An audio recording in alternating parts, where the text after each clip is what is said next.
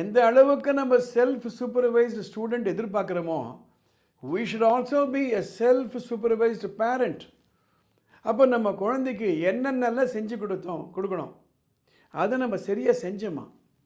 அப்போ வீட்டில் as a parent நான் எப்படி நடந்துக்கணும், என்ன பேசணும், எப்படி பேசணும், என்ன சூழ்நிலையே அந்த குழந்தைக்கு நான் ஏற்படுத்தி கொடுக்கணும், அதை ஸ்கூலில் நம்ம ரிமைண்ட் பண்ணுற அளவுக்கு வைக்கக்கூடாது.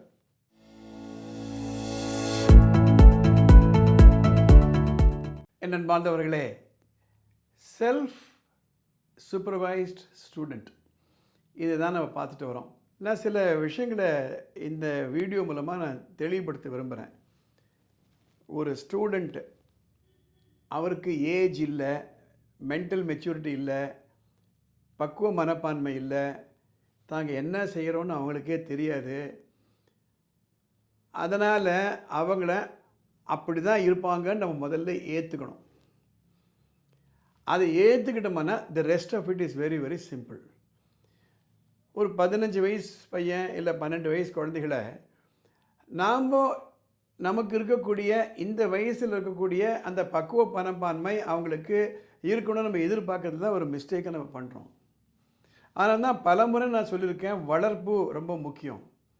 அந்த வளர்ப்பு எங்கே வருதுன்னா, நம்ம எதை வளர்க்குறோம்? பள்ளிக்கூடத்தில் அறிவை வளர்க்குறோம், வீட்டில் பண்புகளை வளர்க்கணும். இது ரெண்டும் சேர்ந்தால் தான் வாழ்க்கையில் அவங்களால முன்னுக்கு போக முடியும். அதனால் இந்த பதிவெல்லாம் 80% ஆஃப் தி ஒர்க் யார் செய்யணும்னா பெற்றோர்கள் தான் செய்யணும். பெற்றோர்களும் ஆசிரியர்களும் தான் செய்யணும். நான் எந்த அளவுக்கு செல்ஃப் சூப்பர்வைஸ்டு ஸ்டூடெண்ட்னு சொல்கிறனோ, அதே மாதிரி பள்ளிக்கூடத்துலேயும் self supervised teacher, self supervised student நம்ம எந்த அளவுக்கு எதிர்பார்க்குறோமோ, நான் ஒரு ஆசிரியராக இருந்தால் செல்ஃப் சூப்பர்வைஸ்டு டீச்சராக இருக்கணும். அப்போது கிளாஸுக்கு போகிறதுக்கு முன்னாடி நான் என்னுடைய லெசன்ஸ் எல்லாம் தரவாக படித்தேன்னா, இன்றைக்கி என்ன பேச போகிறேன் கிளாஸில், என்ன மாதிரி எக்ஸாம்பிள் நான் கொடுக்க போகிறேன், அவங்கள எப்படி நான் என்னுடைய பாடத்தை எடுத்து விளக்க போகிறேன், என்னுடைய டீச்சர் என்ற ஒரு கடமைக்கு நான் தான் பொறுப்பேற்க வேண்டும். அதே போல தான் self supervised parent. Please understand one thing. நம்ம கோல்டன் ட்ரையாங்கிள் நம்ம சொன்னோம், ஸ்டூடெண்ட்டு, பேரண்ட்டு, டீச்சரு. அப்போது எந்த அளவுக்கு நம்ம செல்ஃப் சூப்பர்வைஸ்டு ஸ்டூடெண்ட் எதிர்பார்க்குறோமோ, we should also be a self supervised parent. அப்போ நம்ம குழந்தைக்கு என்னென்னலாம் செஞ்சு கொடுக்கணும், அதை நம்ம சரியாக செஞ்சோமா? அப்போ வீட்டில் ஆஸ் அ பேரண்ட் நான் எப்படி நடந்துக்கணும், என்ன பேசணும், எப்படி பேசணும், என்ன சூழ்நிலையே அந்த குழந்தைக்கு நான் ஏற்படுத்தி கொடுக்கணும், அதை ஸ்கூலில் நம்ம ரிமைண்ட் பண்ணுற அளவுக்கு வைக்கக்கூடாது. பள்ளிக்கூடத்தை நடத்தும் பொழுது ப்ராக்ரஸ் கார்டுன்னு வரும், ரிப்போர்ட் கார்டுன்னு வரும், பேரண்ட்ஸ் மீட்டிங்னு வரும்.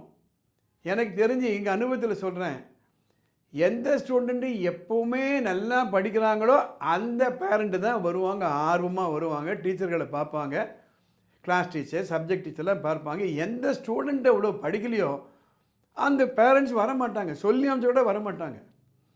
எதுக்காக அந்த ப்ராக்ரஸ் ரிப்போர்ட் இன்றைக்கி கூப்பிட்றாங்கன்னா எடுத்து சொல்வதற்காக. ஸோ செல்ஃப் சூப்பர்வைஸ்ட் ஸ்டூடெண்ட் வேணும்னா self supervised parent, self supervised teacher. இந்த வீடியோ பார்த்ததுனாலேயே உங்களால் அந்த குழந்தைகளை செல்ஃப் சூப்பர்வைஸ்டு ஸ்டூடெண்ட் ஆக்க முடியாது. நான் கொடுக்கக்கூடிய சிறு சிறு ஐடியா, சிறு சிறு டிப்ஸ் அண்ட் சஜஷன்ஸ், அதை நீங்கள் எடுத்து வைத்துக்கொண்டு நீங்கள் நடைமுறைப்படுத்தணும்.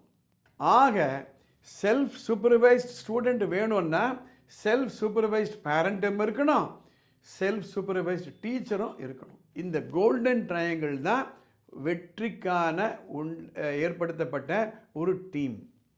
இந்த செல்ஃப் சூப்பர்வைஸ் ஸ்டூடெண்ட்டு எதெல்லாம் அவர் மனசுக்குள்ளே நம்ம கொண்டு வரணும்னா, அவருடைய செல்ஃப் இமேஜ், அவருடைய செல்ஃப் ரெஸ்பெக்ட், அவருடைய செல்ஃப் ஒர்த். 3 சொன்னேன், self image, self respect, self worth. அந்த குழந்தைகளை கரெக்ட் பண்ணும் பொழுது இந்த 3 அம்சங்களும் பாதிக்காமல் நம்ம எடுத்து சொல்லணும். குழந்தை படிக்கலன்றதுனால போகிறவங்க வரவங்க இல்லைன்னா சொல்லி அட்வைஸ் பண்ணுங்க. அந்த குழந்தை பாரு இவ்வளோ படிக்கிறான், அக்கா பையன் பாரு இவ்வளோ படிக்கிறான், உங்கள் அண்ணன் எவ்வளோ நல்லா படித்தான், அவன் தங்கச்சியை பாரு, உங்கள் அக்காவை பாரு, இது பண்ணிங்களா அந்த செல்ஃப் இமேஜ் போயிடும். அவங்களுக்கு ஒரு ரெஸ்பெக்ட் இருக்கு இல்லையா, செல்ஃப் ரெஸ்பெக்ட், அதை பாதிக்கக்கூடாது. செல்ஃப் ஒர்த், என்னால் முடியும், எனக்குன்னு ஒரு குறிக்கோள் இருக்கிறது, ஐ எம் ஒர்த் என்ற ஒரு மனநிலையை குழந்தைகள்ட்ட நம்ம அப்போ தான் அந்த மாற்றங்களை ஏற்றுக்கொள்ளக்கூடிய மனப்பான்மை அந்த குழந்தைகளுக்கு இருக்கும். இது வந்தாச்சு அப்படின்னா the child will become self audited. கம்பெனிக்கெலாம் பண்ணால் ஆடிட்டர் வருவாங்க. நீ செலவெல்லாம் கரெக்டாக பண்ணியா, ரூல்ஸ் அண்ட் ரெகுலேஷன்ஸ் எல்லாம் நீ சரியாக செஞ்சியா? So he will become a self audited person. நான் கரெக்டாக எழுந்திருக்கிறேன்னா, எனக்கு இருக்கக்கூடிய டைமில் நான் கரெக்டாக வேலை செய்கிறேன்னா, என்னுடைய ஹோம்ஒர்க்லாம் கரெக்டாக நான் செய்கிறேன்னா, வகுப்பில் எப்படி நான் நடந்துக்கிறேன், அவர் ஒரு ரூல் புக் போட்டுக்கிட்டு அதுக்கு தகுந்த மாதிரி வராருன்னு பார்த்துப்பார். Self audited, self monitored. ஸ்கூலெல்லாம் கிளாஸ் மானிட்டர்னு போடுவாங்க. அவருக்கு தெரியும் தன்னை எப்படி மானிட்டர் பண்ணிக்கணும்னு, அவருக்குள்ளேயே அந்த ஒரு பரிமாணத்தை அவர் ஏற்படுத்தி கொள்வார். செல்ஃப் டிசிப்ளின், இதை செய்யலாம் இதை செய்யக்கூடாதுன்னு அவரே ஒரு வழிவகுத்துப்பார். Last but not the least, self responsibility. தன்னுடைய வாழ்க்கைக்கு அவரே ஒரு ரூல் புக் எடுத்துகிட்டு அவரே பொறுப்பேற்றுப்பார். Response ability, ability to respond in a particular way. ஆக self supervised student is a result of self supervised parent and self supervised teacher. இந்த episode உங்களுக்கு பிடிச்சிருந்தானா லைக் பண்ணுங்கள், ஷேர் பண்ணுங்கள். அடுத்த எபிசோடில் பார்க்கலாம்.